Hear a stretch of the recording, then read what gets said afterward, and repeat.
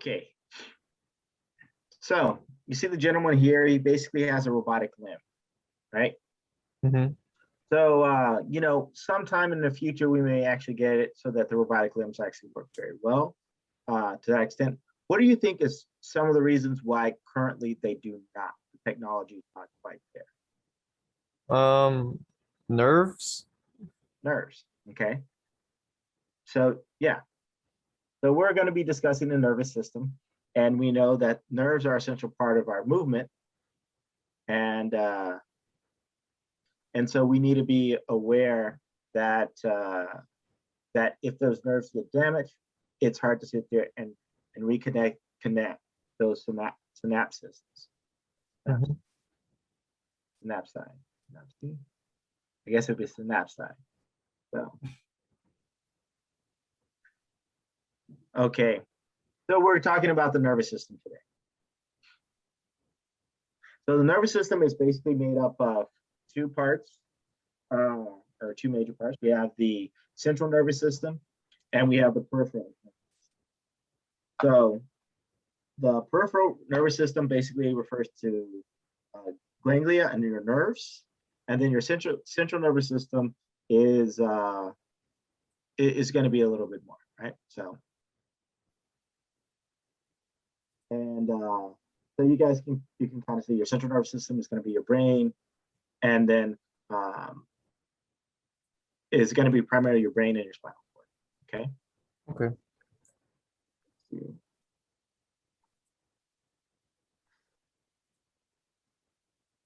Leah, how are you?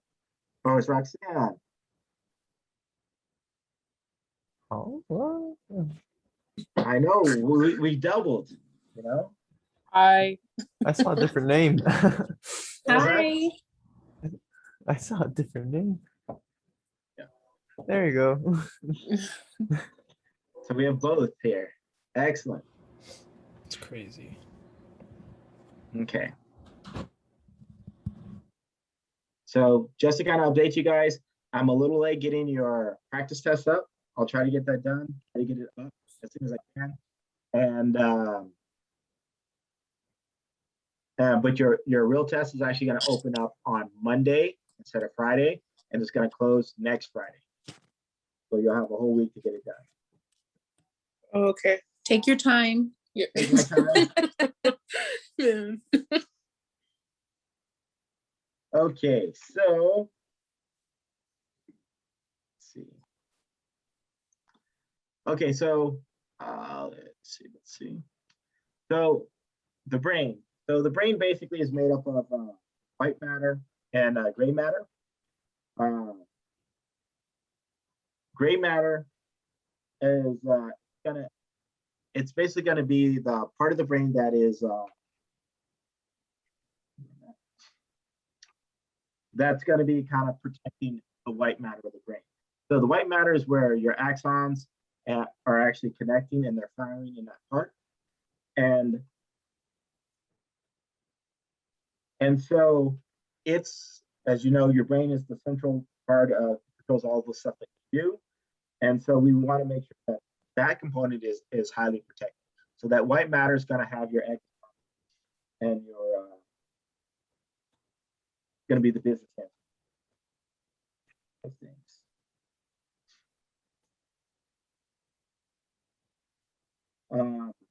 So your gray matter is going to have your cell body and your dendrites, and again they're going to work together. But your axons, where things are going to be delivered and where things are going to be fired off, is going to be within that white matter.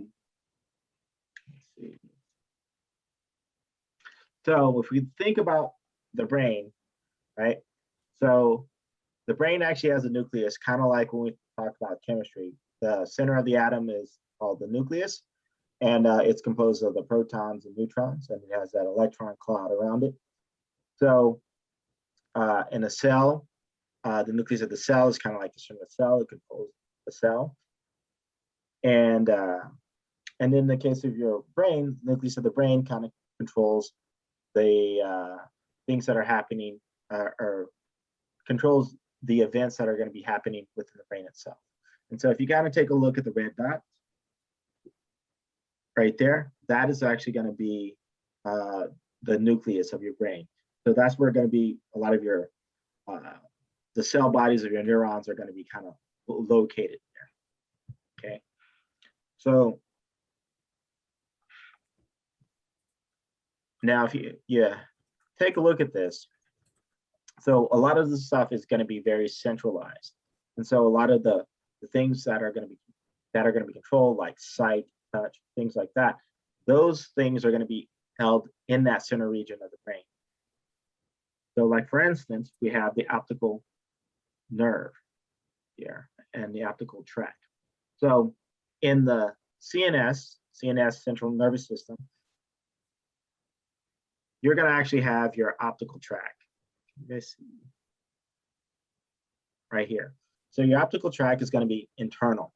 Now that's going to be going to the central nerve, to the peripheral, right? Which is going to be connecting to our eyes. So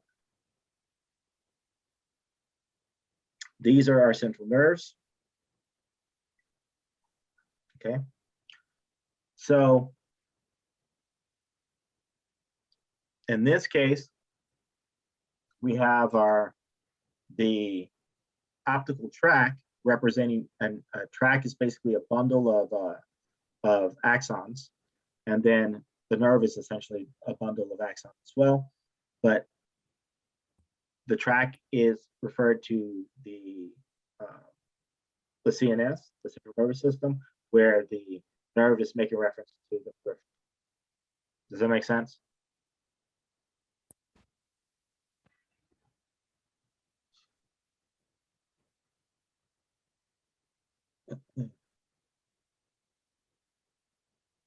Okay, so in our CNS, we have the nucleus.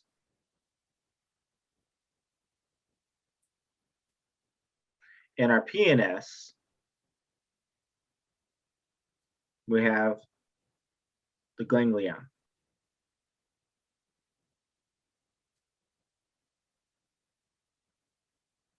Okay.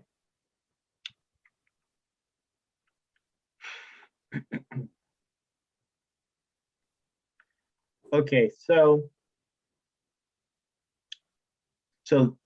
this is the makeup of your nervous system. So these are the autonomic, the enteric structures of the nervous system. So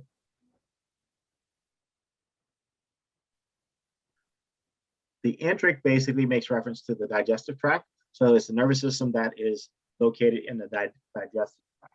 Now, this is composed of, it's going to have autonomous function and somatic function. Somatic basically means all over, right? It's somatic cells encompassing everything, right? So autonomous basically means, or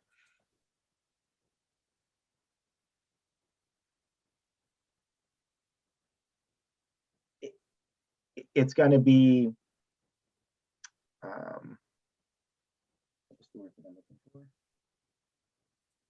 it's going to be responsible for all of that involuntary movement, right? So somatic is basically, it's going to be covering everything, and that's going to be responsible for your voluntary.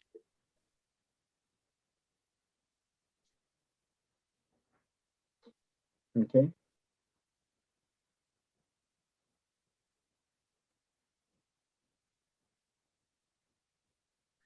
And then in terms of the enteric nervous system, that's, again, it deals with your digestive tract, and then that's going to be all of the like smooth muscles and the glandular tissues that are responsible for you doing digestion.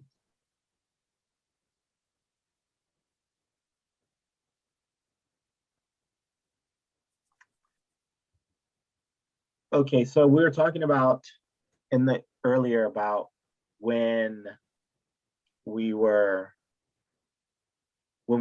taking a look at the optical nerves, right? So we know that the optical nerves send signals up to the ocular tract. So so it's traveled along that route.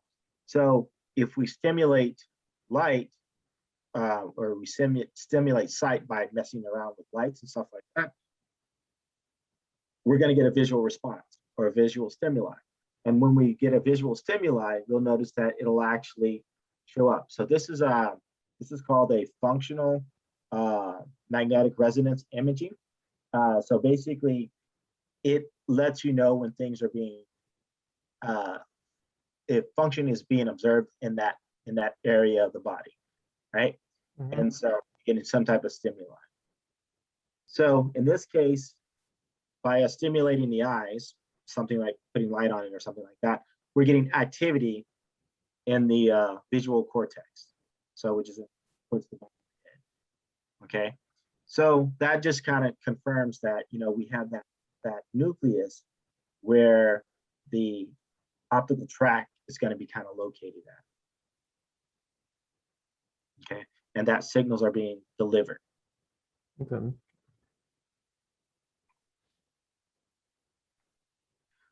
Okay. So let's talk about the neuron. So the neuron is, it has various components. So we have the axon. The axon is responsible for sending the action potential, and that it travels along the axon, and then it goes to the synapses, and where the synapses is connected with the cells, and it sends signals to those cells to do certain things. It connects to your muscles, things to that extent, so that they'll deliver messages to say, hey, you need to move, or hey, retract, along those lines. You have the oligodendrocyte, which is responsible for making your myelin sheets. So myelin sheets are used for insulating those axons. So at the head of the neuron, you have the cell body. This is where your nucleus and stuff is going to be at. It's also called the soma. You also have little dendrites, so that it'll actually be able to respond to other things.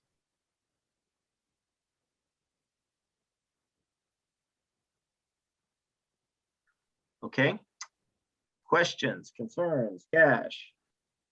Oops, sorry. Hold on. Dr. Henry, can you hear me? I can hear you now. Yep. Sorry.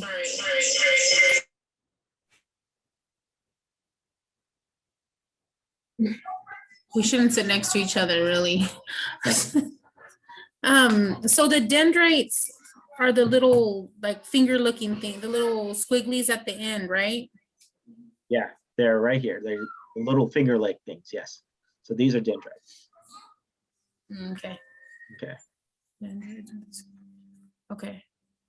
And so the difference between synapses and dendrites, well, dendrites are kind of like you said, they're little squiggly things.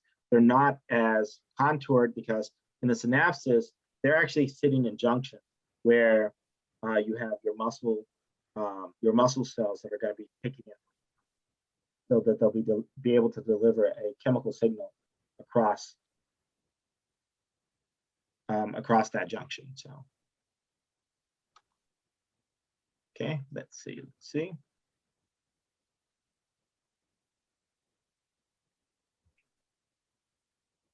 Okay. So here we have, so these are classifications. So neurons are basically classified by their shape. So we have a unipolar neuron, which basically has your axons and your dendrites.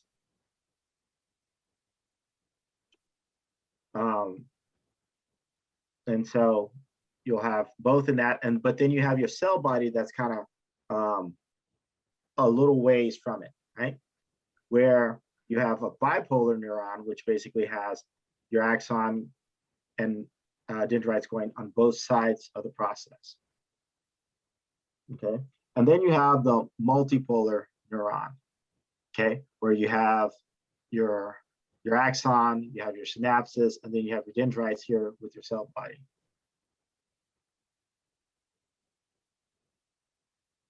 Okay. So depending on the connections and locations, like for instance, the multipolar dendrites are going to be used along the nerve lines. So that's going to be used outside. So if you go more so in the central nervous system, you're going to have a combination of these guys existing as well. And then within regions, you're going to have mixtures of all of these. So, okay. So when we think about function, so what is the basic function of the nerve?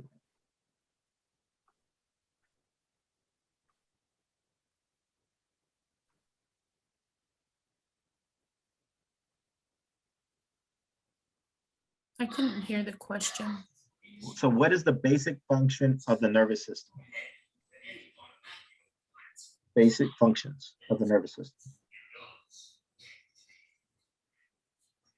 The nerve, so it's the, no, it's just to tell the,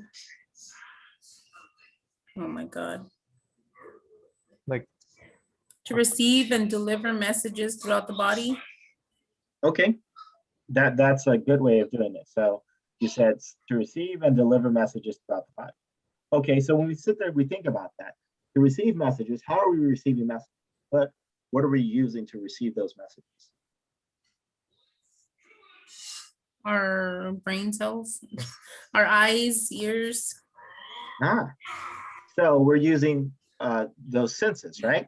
So sense of smell, sense of taste, hearing, sight, touch, right? So those guys are all going to be your sensory function, right? So we have a sensory function. So your nervous system is responsible for that sensory function. It's also responsible for that response, right? So if you touch something hot, what happens? You back up, you retract your. Yep, we back up, we retract, okay? So, and so we have a signal that actually sends that response as well. Okay, so there's also one other thing that the central nervous or the nervous system does, and that's integration. And integration is just going to be a combination of your sensory and then also your kind of higher cognitive functions, memory, learning, emotions, right? Yeah. And so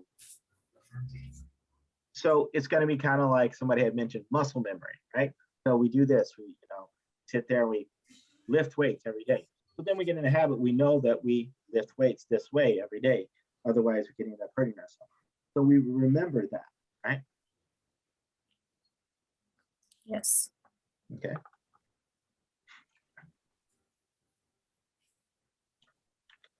Okay. So let's see.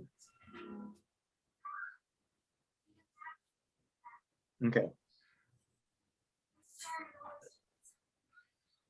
Elaborate. So these guys are going to be primarily found in the olfactory glands, so smell.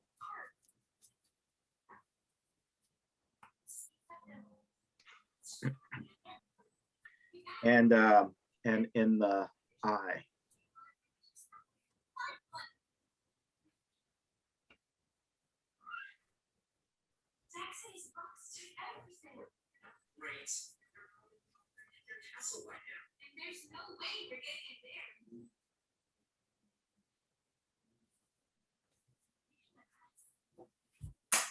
So these guys are going to be, as I said, the CNS. And then also in the ganglia.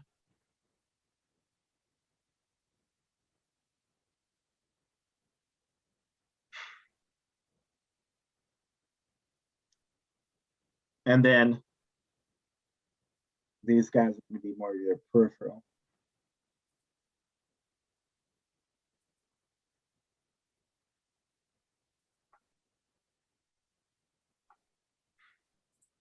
And of course, you're going to have some of those. They're also going to be in your CNS as well. So they're going to be the long axons that are going to be leading that process, but they're going to connect with other things. So they're going to be limited.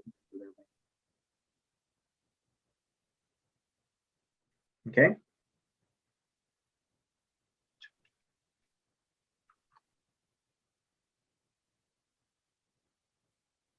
And so again, these guys are going to be in both. Let me see.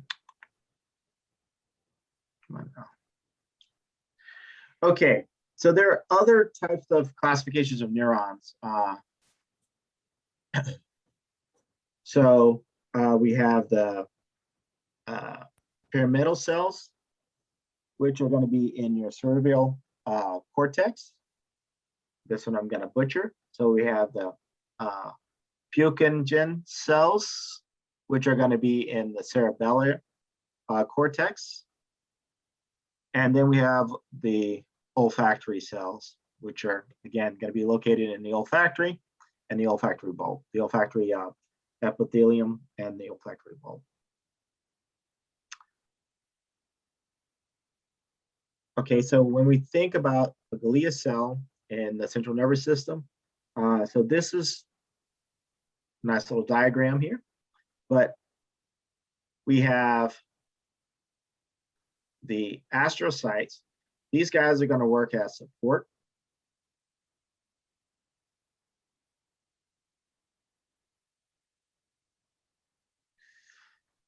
The microglia, glian cells, these guys are going to be involved in immune surveillance.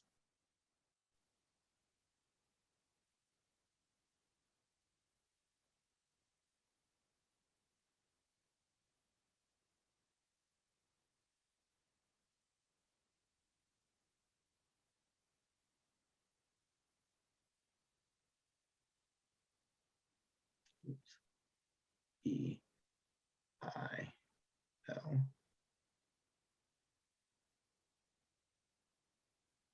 Okay, so immune surveillance, and so these guys are going to be sitting there, kind of sampling the environment. So they're going to take up a little bit of the CFS, the cerebral spinal fluid. It's going to take a little bit of that. It's going to sit there and gulp it, and then make sure that there's nothing in there. And if there is something in there, it's going to tell the immune system, right? Now, but we've got to remember that in the CNS, we have the blood-brain barrier. The blood-brain barrier basically kind of keeps out all of the other cells, except for the cells that are supposed to be in the central nervous system. It also keeps out large particles, waste, cell fragments, old cell fragments. It keeps all of that stuff out, okay? And but it also needs to keep track that there's nobody, that nothing is able to get in there. So it kind of tests for that. So that's part of its job. We have the epithelium cells. So these guys are responsible for filtering out the CFS. I'm sorry, the CSF, yeah, which I said is the it is the spine, cerebral spinal. I could spell. There you go. Cerebral. Dr. Henry, on the microglial, is it immune surveillance or? It's immune surveillance. Okay. I should type. No, it's okay. No, it's probably better because my handwriting is really bad. And then this guy, CSF.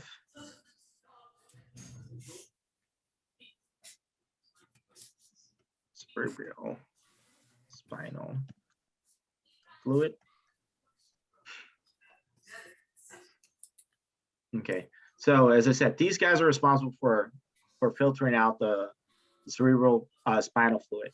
So it's the fluid that's going to be passing along the spine and the CNS, right? So, and part of its job, it's going to be sitting there, it's going to supplement, it's going to be putting things in there that it needs to be in there. So it's going to secrete some of the things, some proteins and stuff that will be needed to be in the CSF, in addition to clearing things out. But it acts as this filter, but it's going to allow nutrients through, small particles, very small particles through that blood-brain barrier. We need food to sit there and fire things off, and we need the ions and stuff to kind of continue with the signal of the channels. Okay. Is the cerebral spinal fluid, is that where they that's along the spine where they test you for meningitis? Yes. So yeah, they take fluid from there, from the Okay. spine. So that's the fluid that they take from there, right? Okay. But this here is specifically, it's the cerebral spinal fluid. Mhm. So it's not just spinal fluid. So you have spinal fluid as well. So there are these cells that are along there as well that kind of keeps everything out as well. So you have the blood-brain barrier, you have a barrier that's along your spine. And so you have the connection between your spine and your cerebral. And so that's where this stuff is coming in. Oh, okay. Okay. Okay. So let's see. Oh, I forgot. And so I did tell you about the oligodendrocytes. So these guys are responsible for making your myelin sheaths.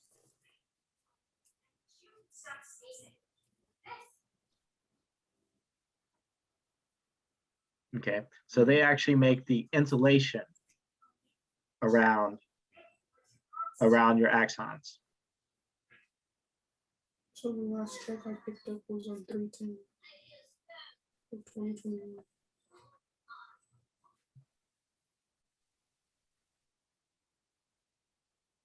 Okay, in your PNS, you have your satellite cells, which are going to act as your support. I want to type.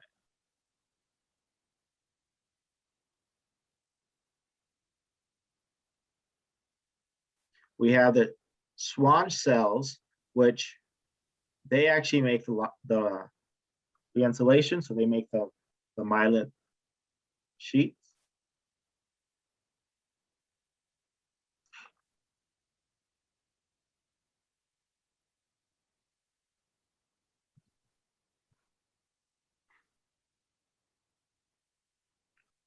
Okay. Okay. I think.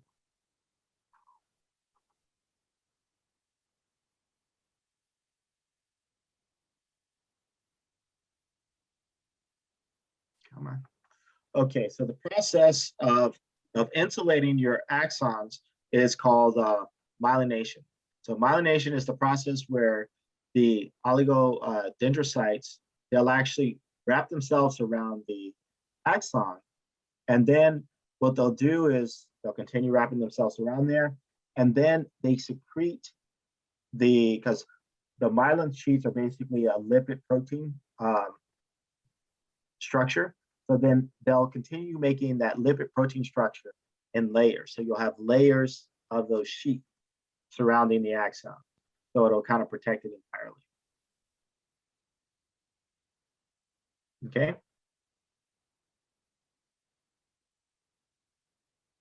Let's see.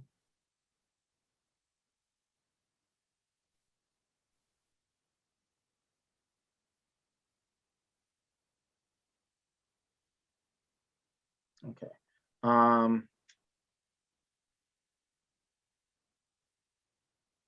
Here. Okay, so now let's say when we're testing water, right? So we get in a shower, we turn on the water to see if it's either too hot or too cold. The first thing that happens is that at the end of our skin, we have sensory endings. And they're like little receptors to let us know, temperature receptors to let us know if things are too hot or too cold.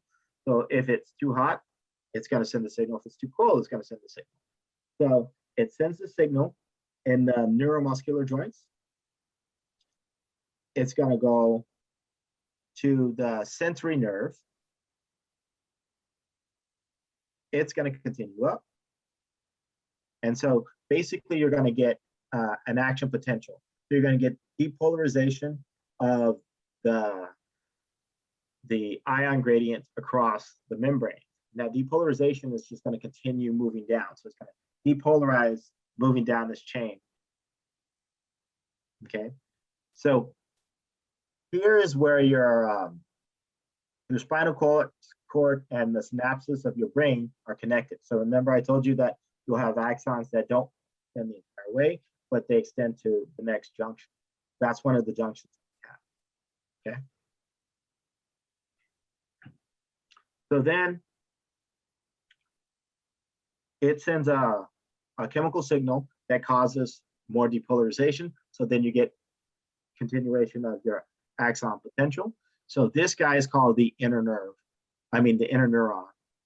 And so your inner neuron goes here, and then this is where you have the connection between your upper motor neuron and your cortex are going to be combining here to give the motor command. And then you'll go ahead and continue to the left side. And then, so this is where your sensory pathway reaches that cortex. And then it tells, okay, hey, we need to start moving because the water was too cold or the water was too hot. So then that sends the response. And so we start again with another action potential. And it travels along the spinal cord, back down. And then here we have the upper neuron, the upper motor neuron connecting the lower motor neuron. And then it gets to our hand, and then we move our hand out towards it. Okay.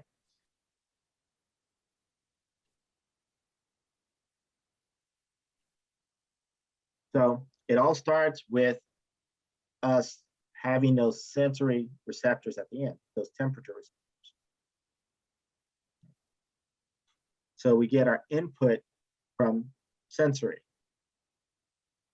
And then we have response. We have that motor response. So we move our hand because the water's too hot.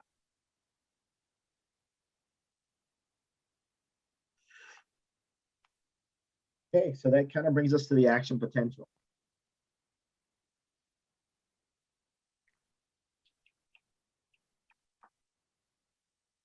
Okay, so the action potential is basically, it's going to occur because you have this nice, beautiful cell membrane, right? And you also have transmembrane proteins. So if you look at the cell membrane is composed of a phospholipid bilayer. So you have a polar head and a phosphatail. Polar head, phosphatale. So, polar head, lipid tail, sorry. Phosphohead, lipid tail, phosphohead, lipid tail. Now, the lipid tail is just basically fat. Fat doesn't like water, right? So it's hydrophobic. So they're going to interact with each other, right? So oils, when you put oil and oil together, they kind of combine. They have no issues with interacting with each other. But if you put oil and water together, what happens? They separate. It separates, right? So you'll have a layer of oil and then you have water underneath, right? So because the oil is hydrophobic, it doesn't like water. So that's the same thing with your lipid bilayer. The center part doesn't like water, where your phosphate head, your phosphate head, it actually likes water. It's charged, polar, it's full with water. So it's going to be facing water. So you have your extracellular fluid out here, and you have your cytosol out there. Both of those are heavily water-based. They have a lot of water in them. So they basically, the membrane keeps the cytosol in, it keeps all the stuff that's in the cytosol in because of this phospholipid bilayer. The lipid part doesn't let the water go through. So the water isn't able to go through the way it wants to. Charged molecules aren't able to go through the way it wants to. It keeps those guys separate. Okay. So the way that things get through are going to be through these transmembrane proteins. Transmembrane proteins are proteins that go across the membrane. So here, this is a channel. So it's called a protein channel, and it forms a little pore. So you have several different types of channels that we'll be talking about. And so these channels serves as ion channels. So they let certain ions through. So things will be charged on certain sides of the membrane, okay? And we'll talk about that in more detail in a second. Does that make sense so far? Piece of cake? Okay, so one type of channel that we have is I'm having a little trouble with my slides right now, so let me do something real quick. Responding. Okay. My computer's getting old. Okay. Okay, there we go. Let's see. Okay, so the one of the first channels that we're going to be talking about is the ligand-gated channel. So it's considered ligand-gated because it takes a ligand to open it up. A ligand is something that binds to a receptor. So on the surface of the channel itself, it has a site for this neurotransmitter. In this case, this neurotransmitter is acetylcholine. So acetylcholine actually binds to the ligand channel, and then it causes the pore to open up. And as a result of the pore opening up, then ions are able to flow through. So it flows through based upon gradient. So it'll diffuse through. So if you have a high concentration gradient, one ion on one side of the membrane, it's going to go to the other side because there's a lower concentration, okay, and vice versa, okay? So in this case, we have sodium and we have calcium. So as soon as this guy binds, the sodium ions start flowing through and the calcium ions start flowing through to try to get to equilibrium or until that channel closes. At the same time, you also have potassium, which is high concentration on the inside of the cell flowing out of the cell. Okay, are you with me so far?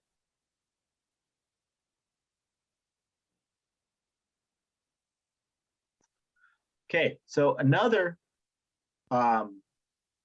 channel is called the mechanical gated channel. So this channel basically, it's gonna open based upon touch or pressure, okay?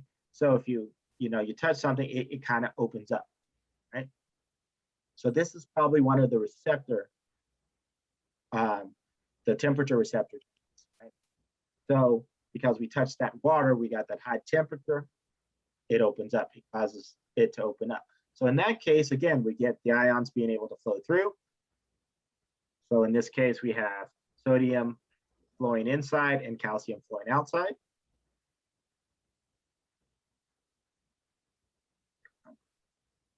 Then we have what we call a voltage channel. Okay, so a voltage channel basically is going to open.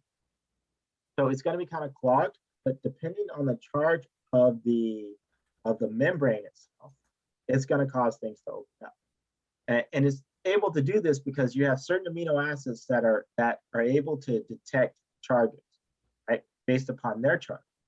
And so if they get interactions with certain things, then it's going to cause modifications to that amino acids, and then it's going to cause this channel to open. Okay, are you with me? Mm-hmm. Okay, last channel are called leakage channels. And so these guys are they're kind of open, but not completely open. So the way that these guys kind of open up, so leakage channels are they're open to like water flowing through and stuff like that are not charged molecules. And they won't let charged molecules in unless you have a modification occurs and it causes that channel to open up. And so then in that case, then those charged molecules are able to flow through it. Okay, so by using those channels, we're able to sit there and polarize and depolarize. In chemistry, you guys are learning about polarization, or you learned about polarization, right? Meaning that the ions or the electrons are being on one side of the compound compared to the other. So that's the same thing that's going to be happening in the case of this membrane. So on one side of the membrane, in this case, the extracellular matrix, the extracellular fluid, it's going to have a positive charge along that side of the membrane. And on the inside of the membrane, it's going to have a total negative charge, right? And so if we take a voltometer and we put it through the membrane and use this side as a reference, we can get the amount of voltage between both sides, right? So in this case, since it's a negative charge, that means that we have a negative 70 millivolts going across this membrane, okay? So that's at rest. So normally it's going to be at a certain voltage, and that's going to be at rest. Okay. So as soon as we get a stimuli, we get depolarization. Depolarization basically means that those channels are opening up, and so you have those ions being able to flow through. So those ions from sodium ions are going to be able to flow in, and so you may have a little bit of the potassium able to flow out, but the overall change in that ion flow results in you getting that part being more positive than negative, right? Or going towards that zero charge, right? Then we get to the point where we've depolarized and we're starting to repolarize because we had the stimulus, and the stimulus stopped, and so we're just responding to that stimulus. So we're going to start going back to repolarizing the membrane. So in that case, those channels are going to also open up. We kind of push those out so that we can get back so that we have a negative on the inside and a positive on the outside. Okay. Okay, are you with me so far? Mm-hmm. Okay, so now what tends to happen is that when we're doing that repolarization, we get carried away. We let too much stuff in, and so we get hyper polarization. So it goes a little bit lower than what we anticipate, but eventually we get back to what we call equilibrium, and we get back to our resting.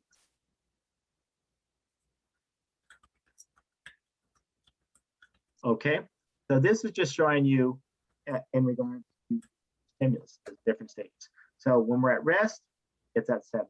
We get the stimulus, our voltage is going to rise, right? And we're going to get that depolarization. Okay, we're going to get to a point, and then that voltage is going to start falling back down. Okay, so then voltage drops back down, and then we get to the end of the action potential, and then we go back to rest. Okay, now the key is you're not going to get a response unless you go beyond the threshold, right? So your stimulus has to be good enough to take you beyond that threshold. Okay.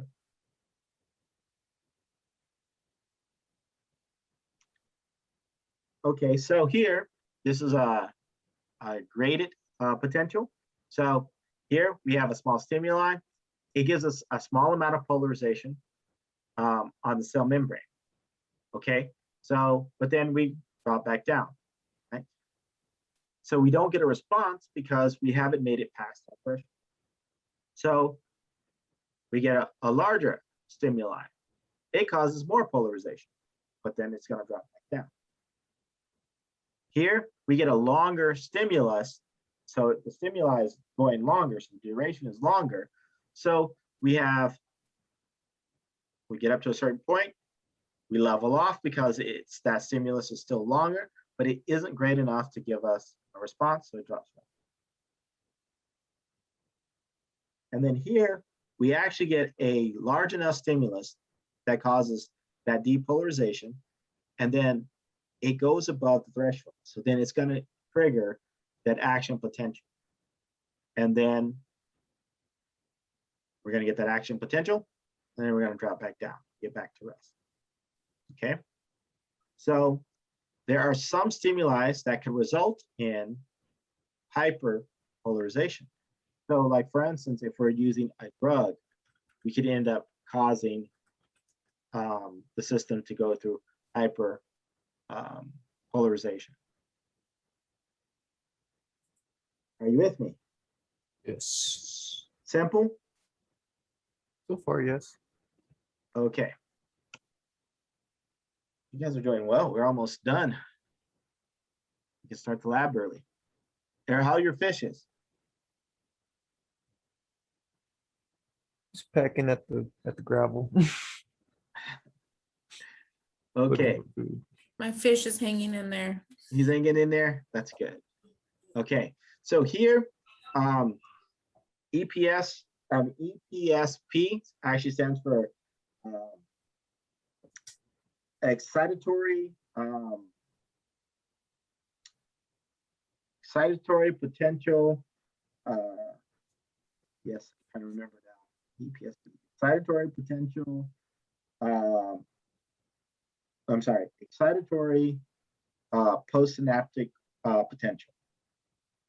So EPSP, excitatory postsynaptic potential. So basically, it's just going to be the potential results from being excited, right? So we get a stimulus that's going to excite us. We're going to get a jump. If we get another stimulus that excites us, multiple stimulus that excites us, we're going to keep going up, right? If we get something that inhibits, so I stands for inhibitory postsynaptic potential, then in that case, we're going to drop down. Okay, so here in A, we have several different excitatory postsynaptical potentials. They're going to add up. So that's that summation, right? And so that's going to cause a large depolarization. And then we're going to end up with a point where the inhibitory response is going to have an effect. Now, the purpose of this is kind of showing you that you can have things that stimulate you, but you can also have things that kind of bring you back down. This is going to be an odd. Have any of you guys ever been crossfaded? Crossfaded? Yeah, drinking and smoking pot, or drinking and taking some type of medication that kind of calms you down, right? So you're naturally on the medication and drink. Okay, so in one case, one thing is going to excite you because we know that alcohol is like a depressant. It actually makes you tired and sleepy over time. Mm-hmm. And then there are other things that get you excited, right? So one thing is bringing you up and the other thing is bringing you down. Have you guys had Red Bull and vodka? I've had coffee with whiskey. Coffee with whiskey. Oh, Okay? wow. So that's caffeine, right? Which is going to give you that up. And then, so that's going to get you excited. And then you have the alcohol, which is going to bring you down, right? And so what it's saying is that basically those responses, right? Although this is dealing with nerves, that's just an example with your body chemistry, right? So those responses can be additive, right? So if you have something that's bringing you up and you also have something that brings you down, you're going to end up somewhere in that middle, right? And it's going to have an effect. So you can have multiple responses that are happening. Okay, and sometimes because of those responses, you may not make it to that threshold, and so you don't respond. Does that make sense? Mm-hmm. Dr. Henry, you said Yes. crossfaded, right? Phosphated, yes. Yeah, I told you. My daughter, I'm like, what is that? And she's looking at me, she's saying, who, Dr. Henry said that? And Look, you got to know what happens, you know? Okay. I mean, you got to be I'm aware. learning. Okay. Okay, so when we talk about synapses, right? So here, these are basically the synapses. So this is the, oops, sorry, got carried away.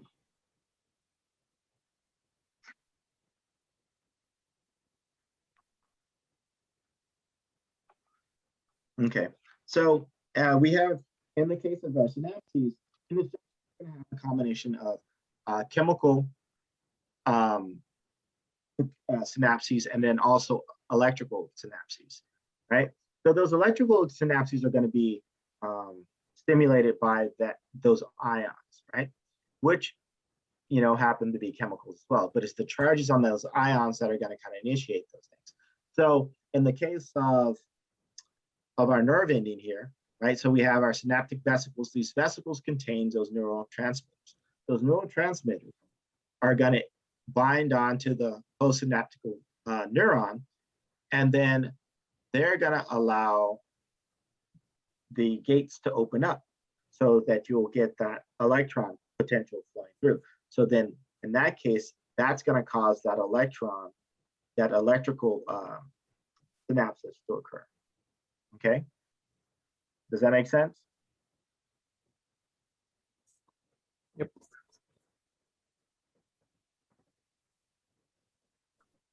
Okay. So now those chemicals, right? So, or those neurotransmitters, they're going to have a short lifespan, right? Because what happens is either they're going to be taken up or they're going to be degraded, right? Because there are going to be proteases that are going to be acting in this area to kind of clean things up so that they don't linger around.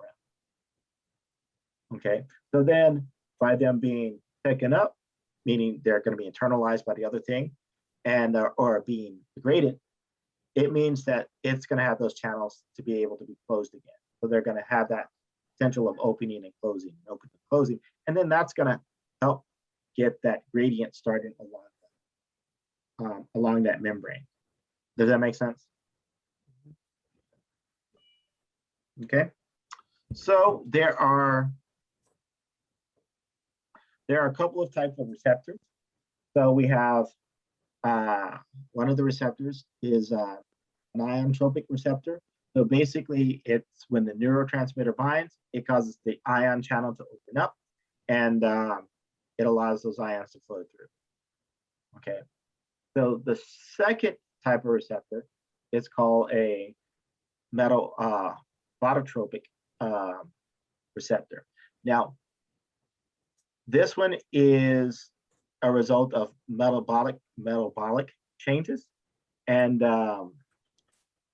again, you're going to have a neurotransmitter that's going to bind. It's going to cause a signaling factor. So this is going to activate the G protein, which is going to hydrolyze GTP. That's going to cause the effector protein to either be phosphorylated or to be to start using up some energy, right?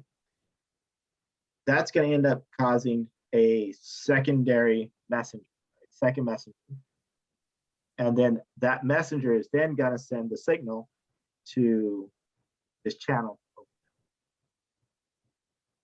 Okay, open or close the channel. Okay, so this one is going to be like a little cascade that goes on. This one is more direct. You see the difference? Mm-hmm. Okay.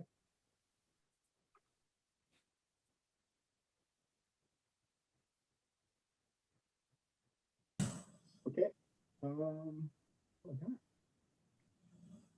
So, Dr. Henry.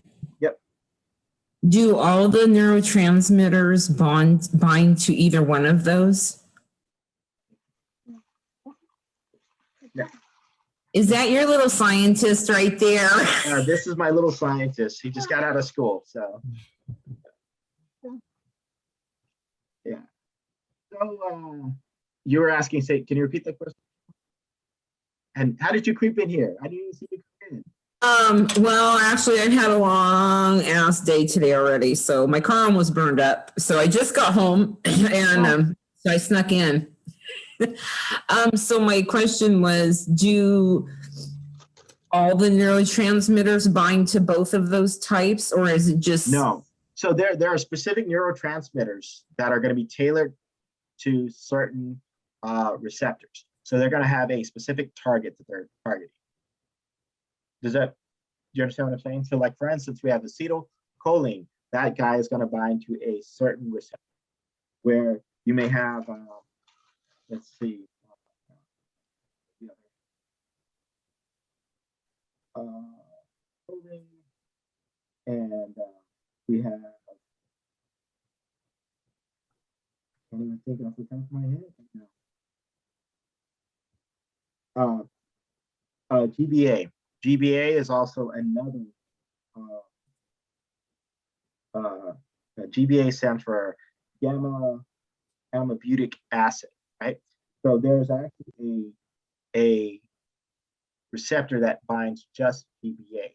So it's not going to be a universal receptor. It's not going to bind everything. It's going to be specific. Does that make sense? Yeah, so that's would be like the GBAs at like gabapentin. That's right. Yes. Okay, got it. Okay. What else? There was something else. Are there any other questions while I think about what else I wanted to say about this topic?